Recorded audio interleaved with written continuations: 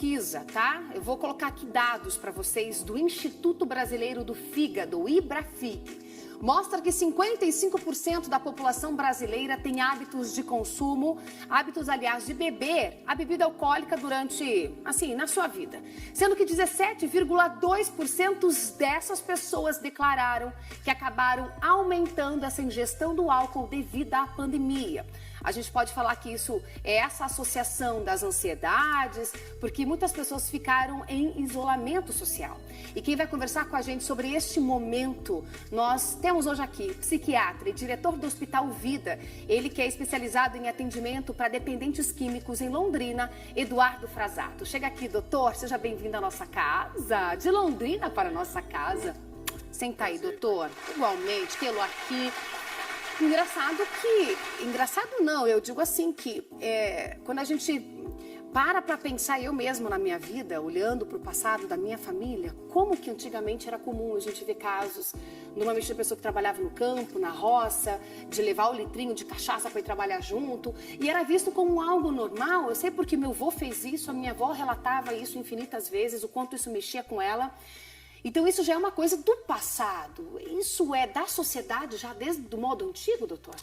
Isso é uma verdade, né? O pessoal acaba levando em consideração que beber não é uma coisa do dia a dia, é uma coisa normal. Eles acham que é uma coisa que não vai acarretar nenhum tipo de prejuízo para eles, né? Isso realmente vem já com a história, bem como você falou, né? Nossos antepassados faziam isso. E com o tempo a gente foi percebendo que tem sim, né, uma repercussão clínica importante, inclusive comportamental. Né, para as pessoas que consomem tanto álcool. E aí, essa nova geração vendo essa atitude acha que é comum. Mas eu gostaria de ver nesse ponto, doutor, de fato, o que é o alcoolismo na sua visão? O alcoolismo ele é um consumo exacerbado de álcool, né, e que a pessoa ela tende a colocar o álcool como primeira opção na vida dela, em detrimento de outras coisas que às vezes ela fazia e ela deixa de fazer, né? Existem vários critérios para a pessoa ser enquadrada como alcoolista, né?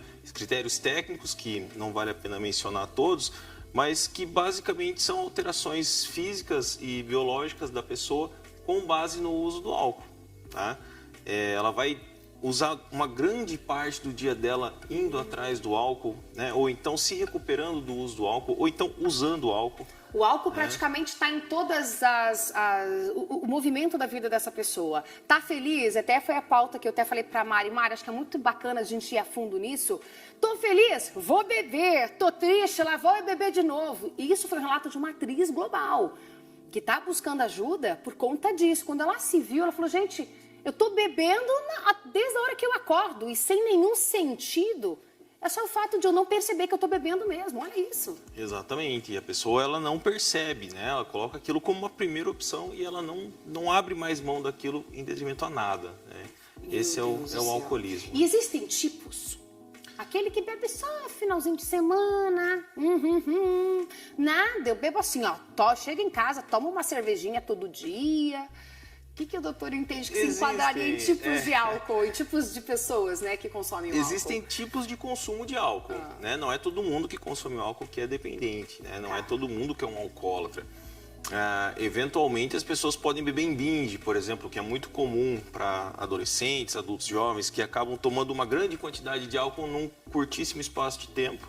E aí aquela intoxicação pelo álcool faz um efeito momentâneo na pessoa e é bastante perigoso, né? Também, né? A intoxicação por álcool é muito perigosa.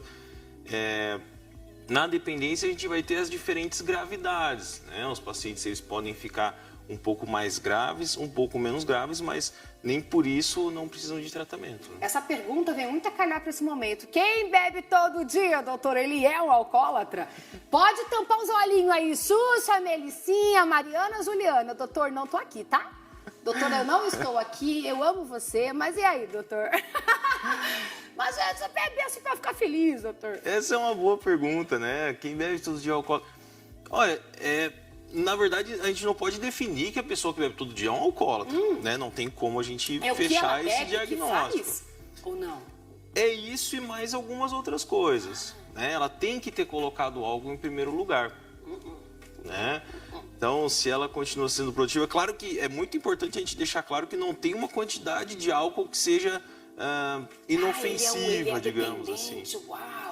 Não tem, eu vou tomar só um pouco que eu não vou ter problema nenhum. Não é bem assim que funciona, né? Vai ter problema sim. Se você falar assim, se você acorda de manhã e vai beber, eu falei, não, eu vou encher o buchinho primeiro. Então, o álcool não é o meu primeiro, não está na minha lista de prioridades, doutor. Justamente, Entendeu? justamente. Então, tô fora, tô bem. Ufa, gente, tô feliz agora, hein? Esse pensamento é muito complicado, né, das pessoas terem. Claro que a gente entende que o brasileiro, apesar do brasileiro, 50% do Brasil não consome álcool, né? Nós somos um país que consome pouco álcool ainda, comparado com outros países do mundo, assim. E a grande maioria toma cerveja. Mas de problemáticos mesmo, a porcentagem não é tão grande assim. Assustadora, né? Não é tão assustadora, não é tão assustadora. E quando a gente descobre cedo que a pessoa tem um problema com álcool, a gente consegue fazer um tratamento fácil. A gente pode falar que a rede de apoio também é muito importante nesse momento. Com certeza. Né? A família, observar os amigos também. Ver até como o seu amigo se comporta numa balada com álcool. Aí você consegue fazer um apontamento. Não apontar, mas falar, ó, cara, você mancou geral aqui e chamar essa pessoa para perto de você. Tem que ter um olhar também dessa rede de apoio. E os sinais que a gente pode falar que, putz, esse cara tá viciado no álcool. Perfeito, né? Nós vamos pensar principalmente nessa questão de ter realmente trocado outros prazeres da vida pelo álcool, né? A pessoa não quer mais sair com outros amigos, ela não quer fazer coisas diferentes, a não ser que envolva ou só sair pra o álcool. Beber. Exatamente, a não ser que envolva somente o álcool, né? A tolerância também é uma coisa muito importante. Aquela pessoa que tomava 2 latas de cerveja e já ficava alegre, agora ela precisa de 10 latas de cerveja para ficar alegre. Então, isso vai acendendo algumas luzinhas amarelas ali de que talvez ela tenha algum tipo de problema com o álcool, sim. E o tratamento, doutor? Se essa rede de apoio sentir, ou até mesmo a pessoa sentir, como essa atriz sentiu, que, puxa, eu estou vivendo só em favor do álcool, o que eu devo fazer? Bom, inicialmente procurar um profissional de saúde, com certeza, né? Hoje em dia a gente tem as unidades básicas de saúde, que tem médicos, né? Enfermeiros, os CAPs, né? Que tem psicólogos, médicos, psiquiatras, que vão dar as orientações corretas e fazer o correto diagnóstico, para ver se essa pessoa realmente vai precisar usar uma medicação, se ela vai precisar de uma internação, dependendo do grau de alcoolismo dela, às vezes é necessário, né? Isso que a gente faz lá no hospital, inclusive. Mas o mais importante realmente é o diagnóstico precoce. A gente precisa reconhecer essas pessoas que têm um problema com álcool o mais cedo possível, porque quanto mais cedo a gente institui o tratamento, melhor é o desfecho. Eu acho que até a questão da própria pandemia que a gente usou como dado, acho que foi um acelerar para a pessoa assim, ter o gosto, a paixão pelo álcool, né? Porque às vezes ficou sozinho, deixou de sair, deixou de curtir, até os mais velhos sozinhos falaram, vou beber aqui, ver um filminho, vou ficar aqui, de repente no outro dia beber e vou ver o filminho. E quando vê, né, doutor, tá antes do almoço, depois do almoço, antes do jantar, depois do jantar, antes de viver, tá bebendo álcool também, né? Exatamente. É assustador isso. A pandemia, ela aumentou muito os transtornos mentais no geral, né? E o início do beber geralmente tem algum tipo de transtorno mental por trás. Não é uma regra, mas pode acontecer muito. Tem gente que não sabe viver a solitude. Exatamente. Que é viver com você e se amar. Tem gente que não sabe viver na solidão. A pessoa, ela troca a solidão pela solitude. Então, aí que é um estalar de dedos e voltar os olhos para isso, onde a gente fala, rede de apoio. Quem está sozinho não está sozinho nunca.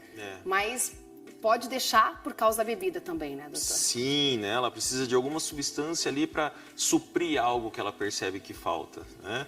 E, na verdade, às vezes, como eu sempre falo no consultório, a gente primeiro tem que tentar corrigir o que está errado. Às vezes a pessoa está sedentária, está se alimentando mal, não está dormindo bem. E tem um monte de coisa que está errado ali e ela vai acabar procurando no álcool um auxílio externo para aquele sofrimento que ela está tendo. E procurar ajuda não é feio, não é humilhante, não é. Procurar ajuda é você falar, estou precisando. E que bom que eu tenho aí um aparato de profissionais para me ajudar e é minha família que me apoia. Doutora, obrigada pela sua vinda, boa volta para você, um caminho iluminado, pode voltar toda vez que você estiver aqui, tá bom? Você é muito querido. Que Deus abençoe você nessa tua empreitada, tá bom? Beijo grande. Adorei, viu, minha amiga? Adorei. Ó, a gente vai falar agora aqui, meu bem.